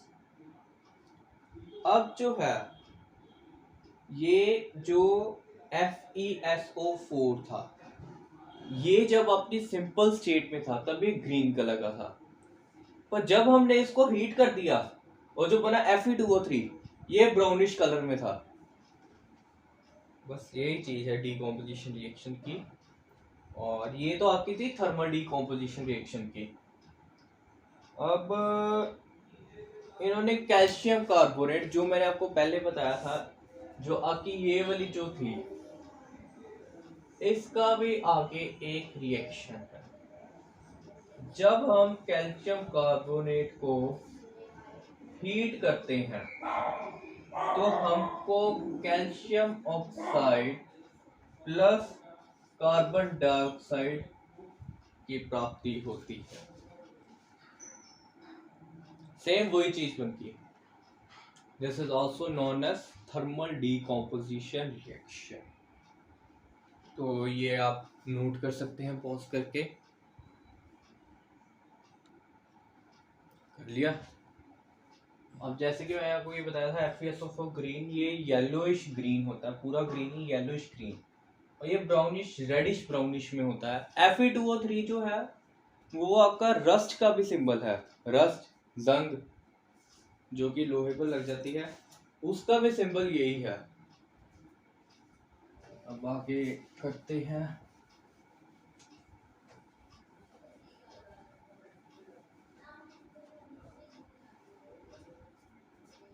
अब आपकी activity 1.6 जो कि बहुत ही ज़्यादा important है। वैसे activity 1.5 भी थी, उसकी रिएक्शन आती होती है, तो इसकी भी रिएक्शन बहुत ज़्यादा आती है। ये मैं सीधे आपको रिएक्शन ही करवाने लगा हूँ। PbNO2, ठीक है, PbNO3 sorry, lead nitrate, PbNO3 which is when heated gives us lead oxide plus nitrogen dioxide plus oxygen. Lead nitrate, which is when heated, gives us lead oxide, nitrogen dioxide and oxygen. जो हमारा reactant होता है ना, ये हमारा purely white colour में होता है, और जब हम इसको हीट करते हैं ना तो इसके अंदर रेडिश ब्राउन कलर के फ्यूम्स निकलते हैं जो कि हाईली टॉक्सिक इन नेचर होते हैं, और जो फ्यूम्स होते हैं वो हमारे NO2 गैस ही होती है, NO2, और इसके अंदर बाकी और कुछ नहीं है। और इसके बाद आती है एक्टिविटी 1.7। एक्टिविटी 1.7 है take a plastic mug, drill 2 holes. एक प्लास्टिक मग लिया, उसके नीचे से 2 होल्स निकाल दिया हमने ड्रिल मशीन से, fit rubber stopper in this holes, जो रबर स्टॉपर होते हैं उसको उसके अंदर अटका देना है। तो connect this electrodes to 6 volt battery. फिर बाद में जो इलेक्ट्रोड्स हमने लगाने कार्बन इलेक्ट्रोड्स, ठीक है, जो कि 6 वोल्ट के होते हैं, और उसको 6 वोल्ट की बैटरी के साथ जोड़ देने हैं। Fill the mug with water such that electrodes are immersed. हमने वहां तक पानी भरना है ताकि जो हमने कार्बन इलेक्ट्रोड्स बनाए हैं वहां तक पानी भर जाए। तो fill the mug such that after add a few drops of dilute sulfuric acid to the water। अब देखिए, अब हम ये भी ले सकते हैं कि हम प्योर वाटर ले लें, पर जो प्योर वाटर है वो बैड कंडक्टर ऑफ इलेक्ट्रिसिटी है, इसलिए हम इसके अंदर थोड़े से मतलब इलेक्ट्रोलाइट्स डाल रहे हैं ताकि जो इलेक्ट्रिसिटी का फ्लो है वो बना रहे। तो इसके बाद है take 2 test tube filled with water and invert them over the 2 carbon electrodes. 2 test tube लेंगे, उसके अंदर पानी भर के सीधा वो कार्बन इलेक्ट्रोड्स के ऊपर डाल देंगे। Switch on the current and leave the apparatus undisturbed for some time. Current हमने चला दिया और थोड़े टाइम के लिए हमने उसको छोड़ दिया। तो उसके बाद हम क्या देखेंगे कि दोनों इलेक्ट्रोड्स के ऊपर बबल्स निकल रहे हैं। एक पे ज़्यादा निकल रहे होंगे, एक पे कम निकल रहे होंगे। जिसके ऊपर ज़्यादा निकल रहे होंगे ना, उसके ऊपर हाइड्रोजन, उसके अंदर हाइड्रोजन गैस प्रोड्यूस हो रही होगी, और जिसके अंदर कम बबल्स निकल रहे होंगे उसके अंदर ऑक्सीजन गैस प्रोड्यूस हो रही होगी। Is the volume of gas collected the same in both the test tube? No, बिल्कुल भी नहीं। तो once the test tube are filled with respective gases, remove them carefully. Test the gases one by bringing a burning candle close to the mouth or test tube. What happens in each case? अब जो composition बनेगी ना वो हमारी बनेगी 2:1 में। Hydrogen सबसे ज्यादा होगी और ऑक्सीजन कम होगी। और जब भी हम इसको, वैसे तो ऑक्सीजन के साथ करेंगे तो जो ऑक्सीजन होगी, अगर हम जैसे कि आप मान लो कि एक अगरबत्ती है, उसको हम ऑक्सीजन वाली साइड पे लेके आएंगे, वो और ज्यादा जलने लग पड़ेगी, फिर साइड करेंगे वो और ज्यादा कम हो जाएगी, फिर ऑक्सीजन वाली साइड पे लेके आएंगे वो और ज्यादा जलने लग पड़ेगी। और अगर हाइड्रोजन का टेस्ट लगाना है तो उसको पहले हमें बबल मतलब सोप सोल्यूशन के अंदर से निकालना पड़ेगा, जिसके अंदर से फिर बबल्स निकलेंगे। और जब हम फायर को उसके पास लेके आएंगे या फिर बर्निंग कैंडल को उसके पास लेके आएंगे तो एक पॉप साउंड आएगी, पक करती आवाज आएगी ऐसे। वैसे आप यूट्यूब के अंदर देख सकते हैं, तो वैसे की आवाज आएगी। तो इससे हम डिटेक्ट कर सकते हैं कि हाइड्रोजन है। तो बस अब इतना ही है। आगे आता है फोटोलिटिक डीकॉम्पोजिशन की एक्सरसाइज एक्टिविटी 1.8। क्या करना है, हमने 2 ग्राम सिल्वर क्लोराइड लेना है चाइना डिश के अंदर, ठीक है। तो इसका जो कलर होता है वो बिल्कुल वाइट कलर का होता है, और जब हम इसको सनलाइट के अंदर हम इसकी फोटोलिटिक डीकॉम्पोजिशन करवाएंगे तो इसका जो कलर है वो ग्रे कलर में हो जाएगा, ठीक है। जो AgCl है सिल्वर क्लोराइड, जब हम उसको सनलाइट के अंदर करेंगे तो हमारे पास 2 times of Ag plus Cl2 हमको मिल जाएगा।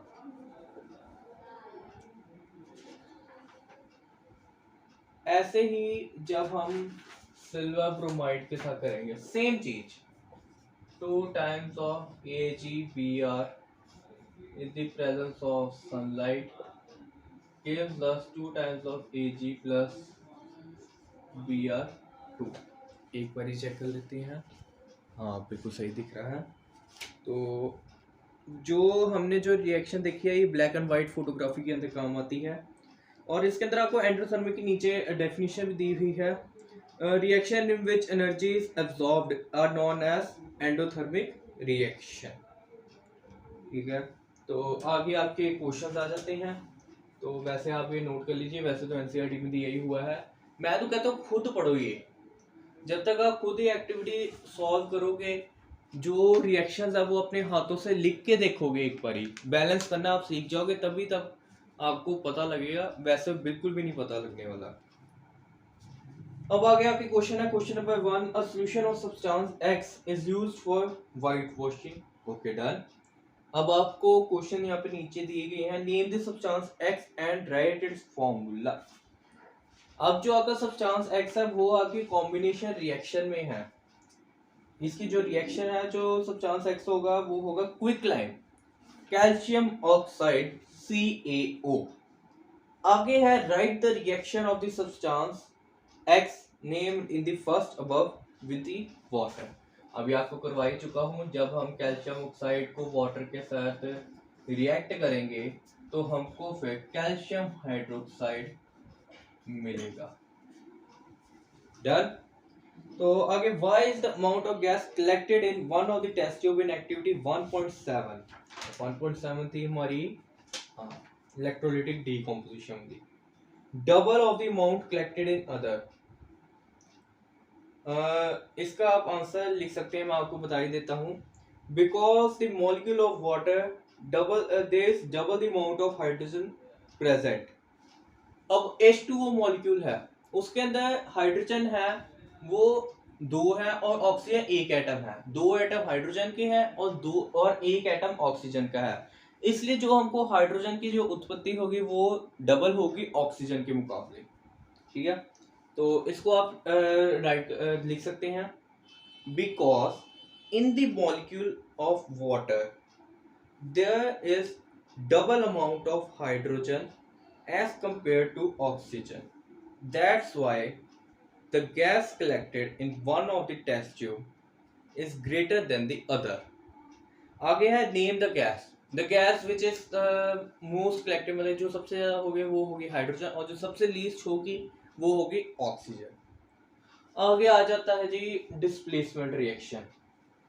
अब क्या है डिस्प्लेसमेंट रिएक्शन, वो तो मैंने आपको बता ही दिया है कि कोई भी अगर एटम मॉलिक्यूल का एटम होए, अगर उसको कोई दूसरा एटम उसकी जगह ले ले तो वो हो जाता है डिस्प्लेसमेंट रिएक्शन। अब इसको एक मिनट ज़रा इरेज कर ले, तब तक आप नोट कर लीजिए, तो उसके बाद मैं इरेज करने लगा हूँ अगर किसी ने नहीं किया। वैसे तो NCERT में दिया ही हुआ है।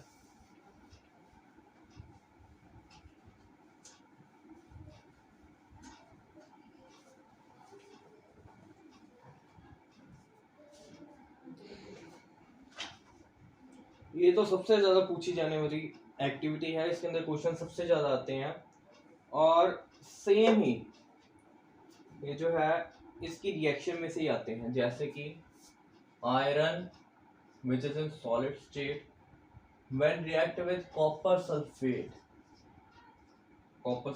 Which is aqueous in nature gives us iron sulphate FeSO4 which is aqueous in nature plus copper। अब आप देख सकते हैं कि आयरन और CuSO4, जो आयरन है वो CuSO4 कॉपर को निकाल देता है और उसकी जगह FeSO4 कॉपर की जगह आयरन ले लेता है और यहाँ पे कॉपर अकेला रह जाता है। एक सामने आयरन ने कॉपर ने धक्का किया, धक्का ए पंजाबी मुंडे ने वैसे समझ लगता होना कि उन्हें बस ਉਹਦੇ ਨਾਲ ਧੱਕਾ ਕੀਤਾ ਤੇ ਉਹਦੀ जगह ਤੇ कब्जा ले लिया, बस ਇਹ चीज है।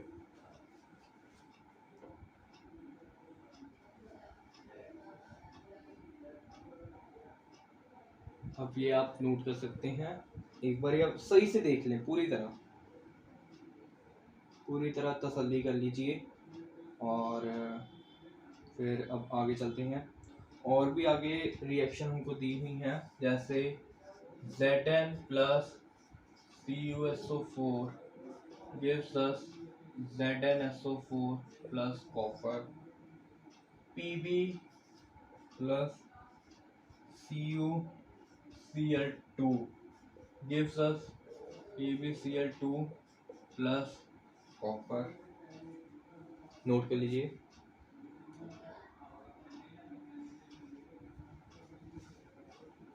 अब आप पूछेंगे कि हम कॉपर के साथ ही क्यों करवाई जा रहे हैं, क्योंकि जो कॉपर है ना, कॉपर सबसे ज़्यादा जो रिएक्टिविटी सीरीज है उसके अंदर सबसे ज़्यादा नीचे आता है, इसलिए जो और जो जिंक है, आयरन है, लेड है, ये कॉपर से सबसे ऊपर रिएक्टिविटी सीरीज में ऊपर आते हैं, इसलिए ये कॉपर को डिस्प्लेस कर पाते हैं। हाँ, अगर आप ये ले लो कि जैसे कि अब यहाँ पे आप कॉपर ले लो और अब यहाँ पे आप ZnSO4 ले लो, जिंक सल्फेट, तो जो कॉपर है वो जिंक को डिस्प्लेस नहीं कर पाएगा, क्योंकि जो जिंक है वो ज़्यादा रिएक्टिव है कॉपर से। तो अब आप इसको नोट कर सकते हैं। नोट क्या करना, अब आगे चलते हैं। ये हो गया है आपका। अब आगे आपका आता है डबल डिस्प्लेसमेंट रिएक्शन। ये तो यह कितनी बारी मैं आपको बता चुका हूँ। डबल डिस्प्लेसमेंट रिएक्शन की आपको डेफिनेशन भी बता दी है। उसके अंदर आपको प्रेसिपिटेट मिलता है, और प्रेसिपिटेट की डिफाइन है the insoluble substance formed in the double displacement reaction is known as precipitate, or any reaction that produces precipitate is called precipitation reaction। अब कितने आपको पहले भी रिएक्शन आपको इस वीडियो के अंदर आपको कितनी बारी बता चुका हूँ, तो इसको वैसे बताने की जरूरत नहीं। अब आगे आपका आता है second last topic, oxidation and reduction. एक बारी मैं चेक कर लेता हूँ कुछ रह तो नहीं किया। सब कुछ ठीक है, हाँ सब कुछ हो गया। अब आगे आपका आ जाता है ऑक्सीडेशन रिएक्शन। ऑक्सीडेशन क्या होता है? The reaction that involves gain of oxygen and loss of hydrogen is known as oxidation reaction. Oxidation, इसकी आपको एग्जांपल देता हूँ। 2 times of copper plus oxygen which is when heated gives us 2 times of copper oxide।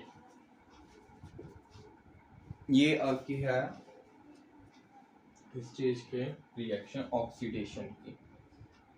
If hydrogen gas is passed over heated material, the black coating on the surface turns brown as the reverse reaction take place and copper is obtained। ठीक है। एक इसको ना एक चीज बोलते हैं, copper black कहते हैं इसको।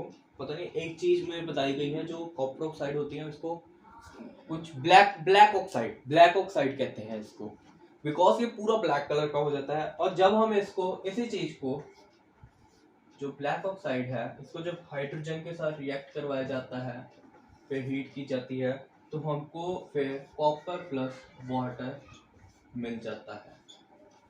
डन, हमको कॉपर और वाटर मिल जाता है। जो ब्लैक कोटिंग होती है वो फिर से ब्राउन बन जाती है, जिसके फिर जो ब्लैक कोटिंग होती है वो सिर्फ एक ऑक्साइड लेयर ही होती है। वो ये दर्शाता है कि उसके ऊपर ऑक्साइड लेयर है, वो कॉपर ऑक्साइड है। जब हम इसको हाइड्रोजन के साथ करवा देंगे, ये जो आपकी रिएक्शन है ना, ये आपकी है ऑक्सीडेशन रिएक्शन। और जो ये आपकी रिएक्शन है, ये आपकी है रिडक्शन रिएक्शन। ये मैंने शॉर्ट फॉर्म के अंदर लिखा है। वैसे ऑक्सी मतलब ऑक्सीडेशन और रेड मतलब रिडक्शन। तो ये आप नोट कर सकते हैं और एक बार इसको रिकॉल कर लीजिए। अब आगे आपका टॉपिक आ जाता है last topic, have you observe the effect of oxidation reaction in everyday life. इसके अंदर एक दो चीज़ें आ जाती है, oxidation corrosion and rancidity. What do you mean bye corrosion? This refer to the process of eating up of metal by the process of water vapor or some types of bacteria, etc. And rancidity, when fats and oil are left in the open air, their smell and taste changes. This is known as rancidity and the food is said to be rancid। ठीक है। अब corrosion एक हिसाब से यार मैं बताऊं तो रस्ट, ठीक है, रस्टिंग ऑफ मेटल। और जब इसके अंदर आपको एक दिया भी हुआ है, ये आपको ज़रूर पेपर के अंदर आता है कि जो द ब्लैक कोटिंग और जो सिल्वर के ऊपर जो कोटिंग होती है वो कौन से कलर की होती है? वो होती है ब्लैक कलर की, जो जंग की कोटिंग होती है। और जो कॉपर के ऊपर होती है वो होती है ग्रीन कलर की। ठीक है। और कोरोजन जो है डैमेज करता है कार्डबोर्ड, इसको bridges, iron railing, ships etcetera. Corrosion of iron is a serious problem. Every year an enormous amount of money is spent to replace damaged iron। अब इसको रोकने के क्या क्या होते हैं, जैसे कि हम पेंट करवा सकते हैं, ठीक है। आगे और क्या करवा सकते हैं हम, इसको मतलब ऑक्सीडाइज करवा सकते हैं। और जो इलेक्ट्रोलिसिस से होती है, जैसे आपने एल्यूमिनियम, वो आपने 9th क्लास में किया भी होगा। और आगे बहुत सारे प्रोसेस है जो कि आप करवा सकते हैं इसको रोकने के लिए, या आपने छोटी क्लास में पहले भी किए होंगे। और rancidity, When fat, oil, and are oxidized, they become rancid and their smell and taste changes. Using substances which prevent oxidation are added to food containing fat and oil. ठीक है. Keeping food in air tight container, ये आपको मतलब कि process बताई गई कि हम रेसिडिटी को कैसे रोक सकते हैं. ये है जो मैं आपको बताया सेकंड लाइन में. Substances which prevent oxidation are added to food containing food fats and oil, this prevent rancidity. Second point, keeping food and food in air tight container helps to slow down oxidation. Done. अब एक last point जो आता है ना, chip manufacturer usually flush bags of chips with gas such as nitrogen to prevent the chips from getting oxidized. Why? Nitrogen हो गया, helium gas हो गया, हीलियम गैस तो नहीं, हीलियम तो बहुत ज़्यादा, नाइट्रोजन से करते हैं. Why helium gas is not use? Because it is inert in nature and it is also, और यार ये कहीं भी मिल नहीं सकती, वैसे बहुत कम मिलती है क्योंकि बहुत ही कम मात्रा में हमको मिल जाती है. तो इसलिए हम हीलियम का ज़्यादा प्रयोग नहीं करते, इससे नाइट्रोजन का करते हैं. और वैसे तो हीलियम का भी हम कर सकते हैं, हीलियम को प्रयोग कर, पर ज़्यादातर nitrogen because it is cheapest gas. So helium is very expensive. That's why nitrogen is not used. That's all. Yeah, yes, the questions are left. Why does copper sulfate solution change when an iron nail is dipped in it? Because due to displacement reaction. Okay, give an example of double displacement reaction other than one given. Double displacement reaction आपको पिछली कितनी बता दी हुई है, जैसे कि एक आपको ये calcium carbonate plus 1 minute sorry, ये आपको एक करवाई भी थी मैंने यहाँ पे, मतलब कि आप देख लेना. ठीक है. आगे है 4 times of Na plus O2 gives us Na2. Identify the substance that are oxidized and the substance. Okay. First question में आपका 4 times of nitrogen sodium plus oxygen gives us sodium oxide. ठीक है. इसके अंदर ऑक्सीडेशन हो रही है, sodium is oxidize to sodium oxide. और जो सेकंड क्वेश्चन है उसके अंदर दोनों चीज़ें हो रही है, ऑक्सीडेशन भी हो रही है और रिडक्शन भी हो रही है. रिडक्शन पहले हो रही है, जो कॉपर ऑक्साइड है it's reduce to copper and hydrogen is oxidize to water. And that's all. Your chapter is completed, so you can enjoy and मेहनत करते रहिए. All the very best.